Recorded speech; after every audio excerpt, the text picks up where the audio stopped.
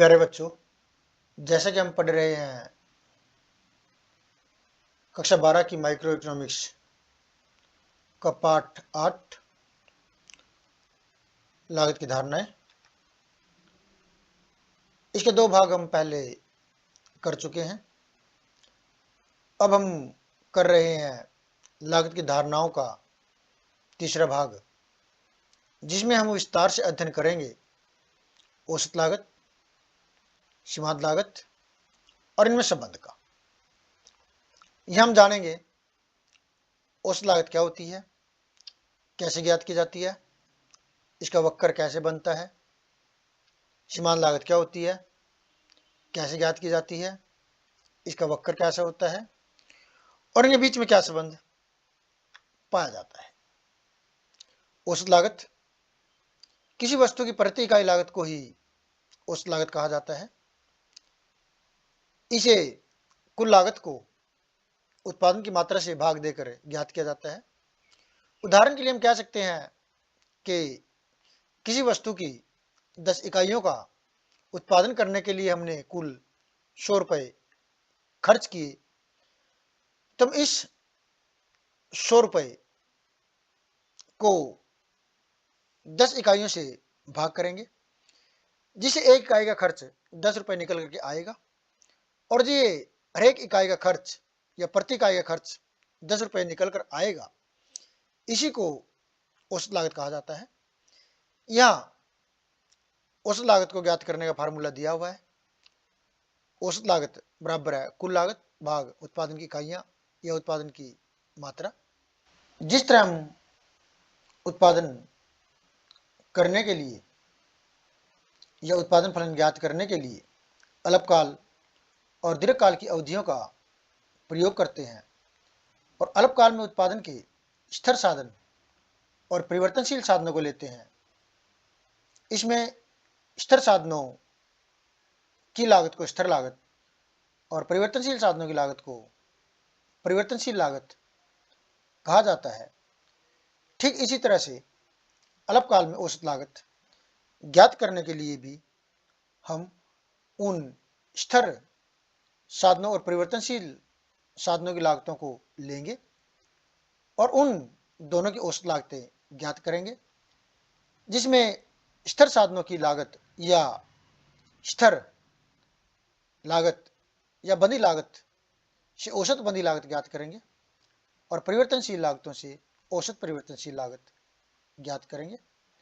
और जिस तरह बंधी लागत और परिवर्तनशील लागत को जोड़कर कुल लागत ज्ञात की जाती है, ठीक इसी तरह से कुल औसत लागत या औसत लागत, औसत बंधी लागत और औसत परिवर्तनशील लागत को जोड़कर ज्ञात की जाती है। अब हम औसत बंधी लागत, जो प्रति इकाई बंधी लागत होती है, इसको एक तालिका और रेखा चित्र के माध्यम से समझेंगे। तो यह एक तालिका दी गई है, टेबल दी हुई है, जिसके अंदर 1 से लेकर 6 इकाइयों तक की मात्रा का उत्पादन किया गया है।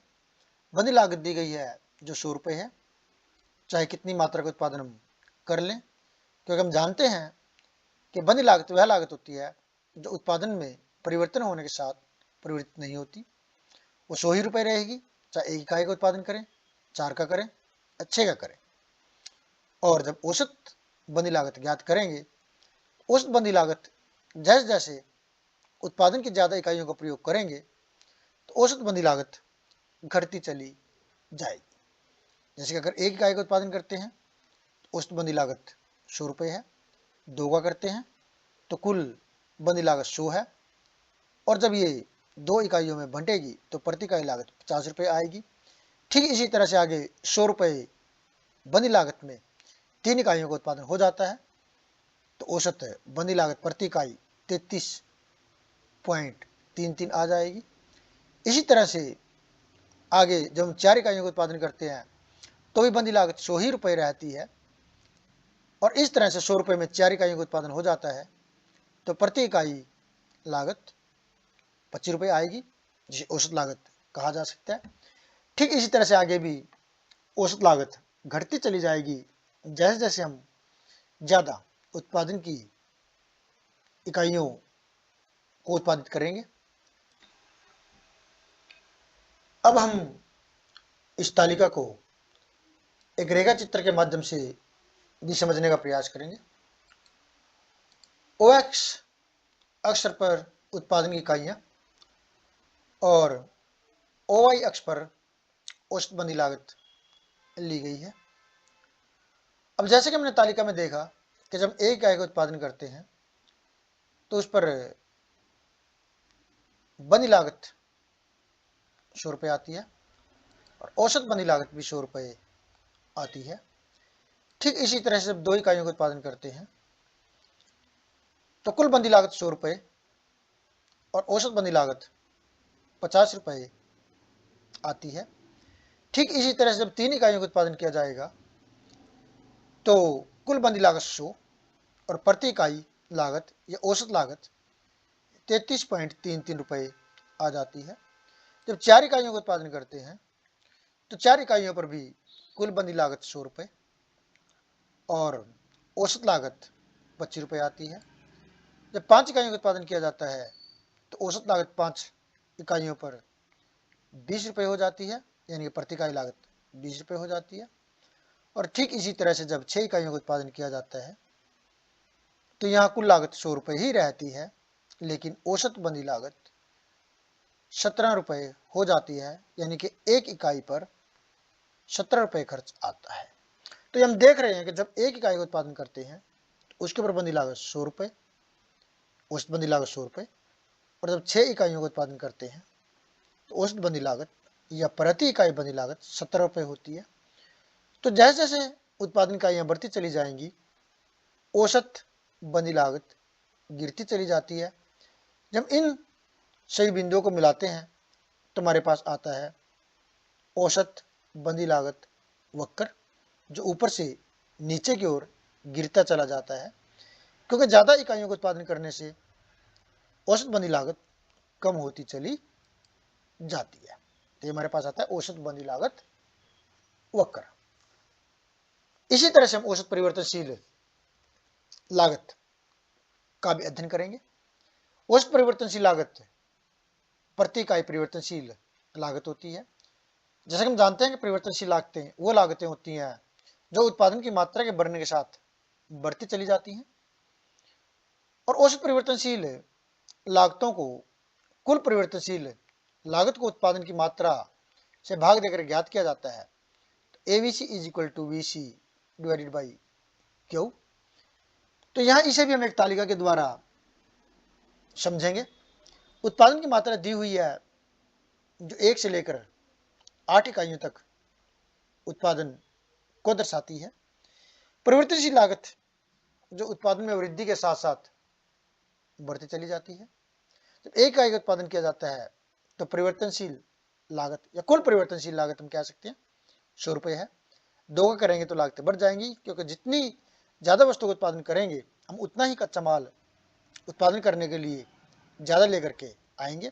तो 2 का उत्पादन करेंगे तो 180, 3 का करेंगे तो परिवर्तनशील लागत बढ़ करके 240, 4 का करेंगे तो 280, 5 का करेंगे तो 320, 6 का करेंगे तो 380। ऐसे ही जैसे जैसे ज़्यादा इकाइयों का उत्पादन करेंगे तो औसत परिवर्तनशील लागत पहले कम होगी, कुल परिवर्तनशील लागत बढ़ेगी लगातार, लेकिन पहले यह घटती दर से बढ़ती है, उसके बाद ये ज़्यादा तेज़ी से बढ़ती है, जिसका अध्ययन हम आगे सीमांत लागत करते वक्त करेंगे। लेकिन अब हमारे लिए इतना जानना ही जरूरी है कि जैसे जैसे उत्पादन की मात्रा बढ़ती है तो परिवर्तनशील लागतें भी बढ़ती चली जाती है। औसत परिवर्तनशील लागत कुल परिवर्तनशील लागत या परिवर्तनशील लागतों को उत्पादन की मात्रा से भाग देकर ज्ञात की जाएगी। तो यहाँ एक इकाई का उत्पादन करते हैं तो उस पर परिवर्तनशील लागत 100 रुपये आती है, तो औसत भी 100 डिवाइड बाई 1 100 हो जाएगी।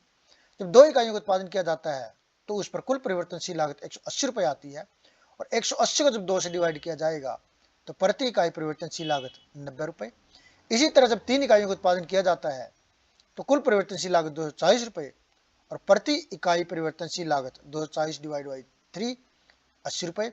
ठीक इसी तरह से जब 4 इकाइयों का उत्पादन किया जाता है तो कुल परिवर्तनशील लागत 280 रुपये, और जब 4 इकाइयों के उत्पादन पर आए हुए खर्च 280 रुपए को 4 से भाग करेंगे तो प्रति इकाई परिवर्तनशील लागत 70 रुपए आ जाती है। तो इस तरह से हम देख रहे हैं एक सीमा तक औसत परिवर्तनशील लागत घट रही है, लेकिन एक सीमा के बाद वो बढ़ना शुरू कर देती है।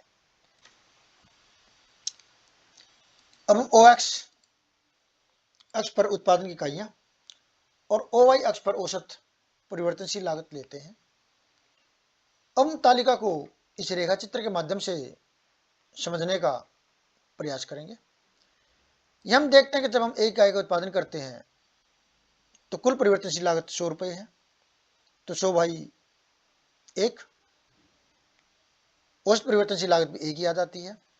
जब हम 2 इकाइयों का उत्पादन करते हैं तो कुल परिवर्तनशील लागत 180 और औसत परिवर्तनशील लागत 90 रुपए होती है।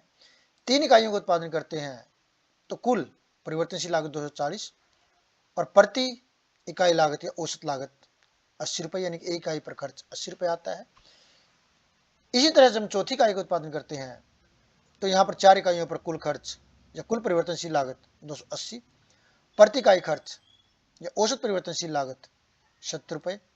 ठीक इसी तरह से 5 इकाइयों का उत्पादन करते हैं तो औसत परिवर्तनशील लागत और घट जाती है और ये 64 रुपए रह जाती है। 6 इकाइयों का उत्पादन करते हैं तो औसत परिवर्तनशील लागत और कम होकर के 63 रुपए हो जाती है। 7 इकाइयों का उत्पादन करते हैं तो अब औसत परिवर्तनशील लागत कुछ बढ़ने लगती है और 8 इकाइयों का उत्पादन करते हैं तो औसत परिवर्तनशील लागत और बढ़ जाती है। इसे घटने और बढ़ने के पीछे के कारणों की चर्चा हम आगे करेंगे, क्योंकि हम जानते हैं कि उत्पादन पर पहले बढ़ते प्रतिफल का नियम लागू होता है जिससे लागतें गिरती हैं, और फिर घटते प्रतिफल का नियम लागू होता है जिससे लागतें बढ़ती हैं। जिसके अनेक कारण होते हैं जो हम उत्पादन फलन के पाठ में पढ़ चुके हैं कि किस कारण घटते प्रतिफल का नियम लागू होता है, किस कारण बढ़ते प्रतिफल का नियम लागू होता है जिससे लागतें घटती और बढ़ती हैं। तो अब हम इन सभी बिंदुओं को मिलाते हैं तो हमें ज्ञात होता है औसत परिवर्तनशील लागत वक्र, जो लगभग एक यू आकार का वक्र होता है। आगे भी अगर एक नंबर का प्रश्न आता है तो हम यही कहेंगे औसत परिवर्तनशील लागत वक्र यू आकार का होता है, जबकि औसत स्थिर लागत वक्र ऊपर से नीचे की ओर गिरता हुआ होता है। तो इस तरह से हमने देखा कि हमारा औसत परिवर्तनशील लागत निकल जाता है जो यू आकार का है। अब हम यहाँ कुल औसत लागत के बारे में जानेंगे। हमने औसत परिवर्तनशील लागत को समझ लिया है, औसत परिवर्तनशील लागत वक्र कैसा होता है उसको जान लिया है, औसत स्थिर लागत के बारे में जान लिया है कैसी होती है। अब यहाँ दोनों का जोड़ लेंगे, औसत लागत, औसत बंधी लागत और औसत परिवर्तनशील लागत का जोड़ होता है जिसे हम यहाँ पर जानेंगे समझेंगे। जैसे कि हमने यहाँ तालिका के माध्यम से देखा कि औसत परिवर्तनशील लागत पहले कम होती चली जाती है और एक सीमा के बाद ये बढ़ना शुरू कर देती है, लेकिन औसत बंधी लागत नीचे की ओर गिरती चली जाती है, यानी कि निरंतर कम होती चली जाती है। और इन दोनों को जोड़कर औसत परिवर्तनशील लागत, औसत बंधी लागत, एक इकाई का उत्पादन करने पर 100 रुपए औसत परिवर्तनशील लागत है, 100 रुपए औसत बंधी लागत है, तो औसत लागत या कुल औसत लागत 200 रुपए बन जाती है।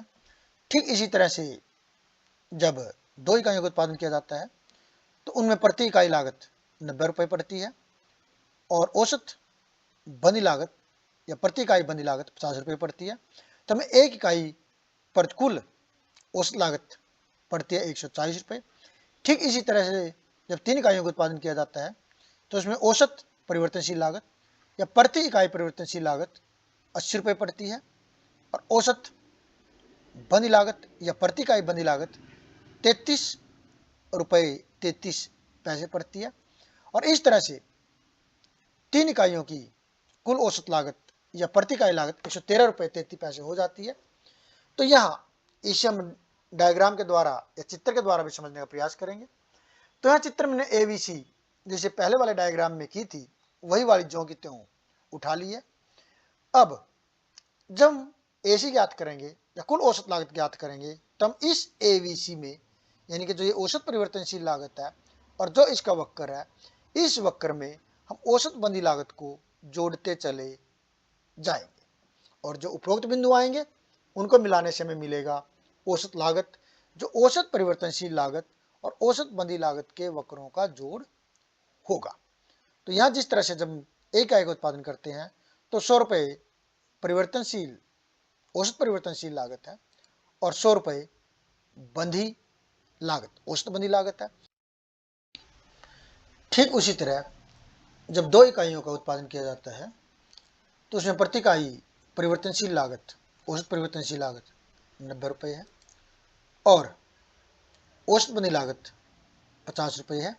इस तरह से 140 रुपए बन जाती है।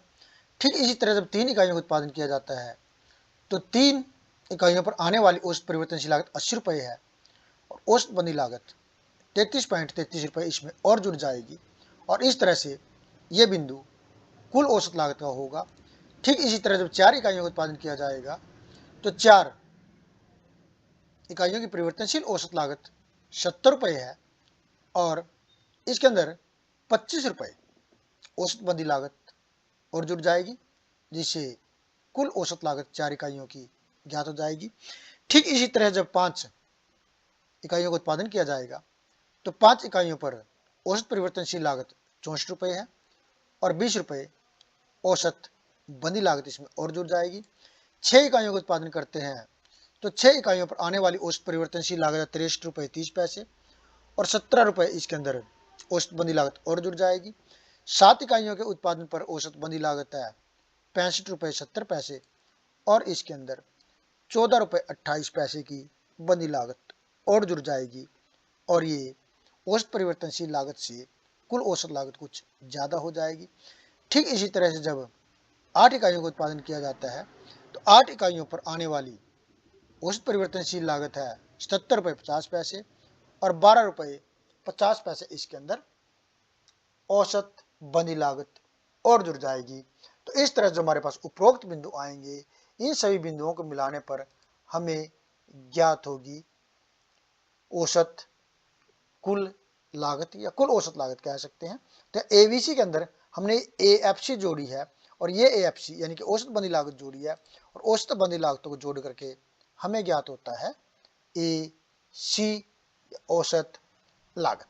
अब यहां हम देख रहे हैं कि औसत लागत वक्र औसत परिवर्तनशील लागत वक्र के नजदीक आता जा रहा है। इसे कारण क्या है? इसे कारण में यहां से पता लग जाता है कि औसत परिवर्तनशील लागत और औसत लागत के बीच जो ये अंतर है, जो औसत बंधी लागत है, जो औसत परिवर्तनशील लागत में जुड़ करके औसत लागत को बनाती है, तो ये निरंतर कम होती जा रही है। पहले 100 का डिफरेंस था दोनों के बीच में, औसत परिवर्तनशील लागत और औसत लागत के, फिर ये घटकर 50 रह गया, फिर 33 रह गया, फिर इन दोनों के बीच में 25 रह गया, फिर इन दोनों के बीच में 20 रह गया, फिर 17 रह गया, फिर 14 रह गया, फिर 12.5 रह गया। तो इस तरह से जो बीच का डिफरेंस है, जो औसत बंधी लागत है, वो क्योंकि निरंतर कम होती जाती है, इसीलिए इस अंतर को कम करती चली जाती है और औसत बंधी लागत औसत परिवर्तनशील लागत के पास आती चली जाती है। तो इस तरह से हमारा आ जाता है औसत लागत वक्र, जो कि औसत परिवर्तनशील लागत और औसत स्थिर लागत का जोड़ होता है। औसत लागत वक्र जीव आकार की क्यों होती है? अलग पहले औसत लागत वक्र जीव आकार की होती है। इसका अर्थ यह है कि यह वक्र पहले नीचे की ओर गिरता है, फिर न्यूनतम बिंदु पर पहुंचने के बाद ऊपर की ओर उठना शुरू कर देता है। औसत लागत वक्र के यू आकार के होने के कारण निम्नलिखित है, जो हम यहाँ जानेंगे कि जो औसत लागत वक्र है यू आकार का क्यों है। ये हमने देखा कि एएफसी है औसत बंधी लागत वक्र, एवीसी औसत परिवर्तनशील लागत वक्र, और फिर इन दोनों को जब जोड़ेंगे, इससे पहले वाली स्लाइड में हम इसको बड़े ध्यान से बड़े विस्तार से समझ चुके हैं कि एसी वक्र पहले एवीसी से दूर होता है, धीरे धीरे करके एवीसी के नजदीक आता चला जाता है, लेकिन इसका आकार यू आकार का ही रहता है। तो सबसे पहला कारण है औसत बंधी लागत और परिवर्तनशील लागत का आधार। औसत लागत औसत बंधी लागत और परिवर्तनशील लागतों का जोड़ होती है उत्पादन में जैसे जैसे वृद्धि होती है, औसत बंदी लागत पहले घटती चली जाती है और औसत परिवर्तनशील लागत में शुरू में उत्पादन में वृद्धि होने के साथ कमी आती है और फिर एक न्यूनतम बिंदु पर पहुंचने के बाद इसमें वृद्धि होना शुरू हो जाती है और यह ऊपर की ओर बढ़ने लगती है। कि शुरू में औसत परिवर्तनशील लागत और औसत बंदी लागत में कमी आने के कारण औसत लागत नीचे गिरती है, फिर न्यूनतम बिंदु पर आने के बाद औसत परिवर्तनशील लागत बढ़नी शुरू हो जाती है, जिससे औसत लागत भी बढ़ती है अर्थात ऊपर की ओर उठनी शुरू हो जाती है। इस अवस्था में यद्यपि औसत बंदी लागत गिरती है, परंतु औसत बंदी लागत में होने वाली कमी अथवा गिरावट इतनी कम होती है कि वह परिवर्तनशील लागतों में होने वाली वृद्धि को प्रभावित नहीं कर पाती। यानी कि यहां हम देख रहे हैं कि ये भी गिर रही है और ये भी गिर रही है, लेकिन एक सीमा के बाद औसत परिवर्तनशील लागत तो बढ़ना शुरू कर देती है, लेकिन औसत बंदी लागत गिरती जा रही है। लेकिन फिर भी इन दोनों का जोड़ औसत लागत को इतना ज्यादा प्रभावित करके उसको नीचे नहीं लाता, बल्कि ये ऊपर ही जाती रहती है। कारण ये है कि औसत परिवर्तनशील लागत में जब हम औसत स्थिर लागत को जोड़ते हैं तो औसत स्थिर लागत में होने वाली कमी इतनी कम होती है कि वे एवीसी को ऊपर की ओर बढ़ते हुए नहीं रोक सकती, यानी कि इसका इसके ऊपर प्रभाव बहुत कम होता है। औसत लागत वक्र के यू आकार के होने का दूसरा कारण है घटते बढ़ते अनुपात का नियम। आरंभ में जब एक बंधे साधन के साथ या स्थिर साधन के साथ परिवर्तनशील साधन की अधिक इकाइयों का प्रयोग किया जाता है तो स्थिर साधन का अधिक कुशलता पूर्वक प्रयोग होने लगता है, जिससे उत्पादन पर बढ़ते प्रतिफल का नियम लागू होता है और इससे औसत लागत घटने लगती है। लेकिन एक सीमा के बाद जब स्थिर साधन की उत्पादन क्षमता का पूरा प्रयोग होने लगता है तो और अधिक परिवर्तनशील साधनों का प्रयोग करने से उत्पादन पर घटते प्रतिफल का नियम लागू होता है, जिससे औसत लागत बढ़ने लगती है। इस तरह उत्पादन के बढ़ते प्रतिफल के नियम की अवस्था में औसत लागतों के कम होने और घटते प्रतिफल के नियम की अवस्था में औसत लागतों के बढ़ने का भी औसत लागत वक्र यू आकार का होता है। यहां हम इसे एक वक्र के माध्यम से और अच्छी तरह विस्तार से समझने का प्रयास करेंगे। ओएक्स अक्ष पर परिवर्तनशील साधन व उत्पादन की इकाइयां दी हुई हैं, जबकि ओवाई अक्ष पर कुल व औसत उत्पादन व लागत दोनों दी हुई है। तो यहां हम चित्र के द्वारा अगर देखें तो सबसे पहले हम उत्पादन वक्र लेते हैं और यहां उत्पादन के बढ़ते प्रतिफल का नियम लागू हो रहा है, लेकिन जब उत्पादन के बढ़ते प्रतिफल का नियम लागू होता है तो लागतों पर घटते प्रतिफल का नियम लागू होता है। तो शुरू में लागतों पर घटते प्रतिफल का नियम लागू होता है या घटती दर से वो आगे की ओर बढ़ती हैं, जबकि उत्पादन बढ़ती दर से बढ़ता है। एक सीमा के बाद उत्पादन घटती दर से बढ़ना शुरू करता है, जबकि लागतें बढ़ती दर से बढ़ना शुरू कर देती हैं, ये तेजी से ऊपर की ओर बढ़ती है। तो हम देख सकते हैं कि टीपी यानी कि उत्पादन फलन और लागतों में विपरीत संबंध पाया जाता है। यह उत्पादन वक्र बढ़ते प्रतिफल के अनुसार बढ़ रहा है, ये घटती दर से बढ़ रहा है, या ये घटती दर से बढ़ रहा है और लागतें बढ़ती दर से बढ़ रही है। तो इस तरह से यहाँ ये दो भागों में हमारा लागत वक्र और उत्पादन वक्र बंट जाता है। अब यहाँ पर औसत उत्पादन वक्र और औसत लागत वक्र को देखते हैं, समझते हैं कि जब उत्पादन बढ़ती दर से बढ़ रहा है तो औसत उत्पादन वक्र बढ़ रहा है और जब कुल उत्पादन वक्र घटती दर से बढ़ रहा है तो औसत उत्पादन वक्र घट रहा है। तो जिस प्रकार यहां कुल उत्पादन वक्र और कुल लागत वक्र में विपरीत संबंध है, ठीक इसी तरह से औसत उत्पादन वक्र और औसत लागत वक्र में भी विपरीत संबंध पाया जाएगा। यानी कि जब कुल उत्पादन वक्र बढ़ती दर से बढ़ रहा है तो औसत उत्पादन भी बढ़ रहा है, कुल लागत घटती दर से बढ़ रही है तो औसत लागत घट रही है। ठीक इसी तरह से जब कुल उत्पादन वक्र घटती दर से बढ़ रहा है, घटती दर से बढ़ रहा है, तो औसत उत्पादन घट रहा है। ठीक इसी तरह से जब औसत कुल लागत वक्र बढ़ती दर से बढ़ रहा है तो औसत लागत वक्र भी बढ़ रहा है। यानी कि हमारा औसत लागत वक्र औसत उत्पादन वक्र का उल्टा होता है, विपरीत होता है। जैसे कि हमने घटते बढ़ते अनुपात के नियम में पढ़ा कि जब उत्पादन पर घटते प्रतिफल का नियम लागू होता है तो लागतें बढ़ती हैं, और जब उत्पादन पर बढ़ते प्रतिफल का नियम लागू होता है तो लागतें घटती हैं। तो इसका मतलब वहां पर उल्टा है, तो यहां पर भी उल्टा है। यानी कि हमारा औसत उत्पादन वक्र उल्टे यू आकार का है और औसत लागत वक्र सीधे यू आकार का होता है।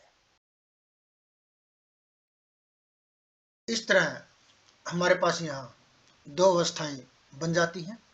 पहली बढ़ते प्रतिफल की अवस्था व घटती लागतों की अवस्था, और दूसरी घटते प्रतिफल की अवस्था अथवा बढ़ती लागतों की अवस्था।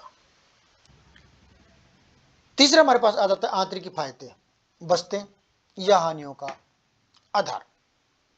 उत्पादक अल्पकाल में उत्पादन में जब वृद्धि करते हैं तो बंधे साधनों की अविभाज्यता के कारण उस फर्म को कई प्रकार के फायदे मिलते हैं, जैसे तकनीकी लाभ, श्रम विभाजन के लाभ, बिक्री संबंधी लाभ आदि, जिस कारण औसत लागत कम होती चली जाती है और औसत लागत वक्र नीचे की ओर गिरता रहता है।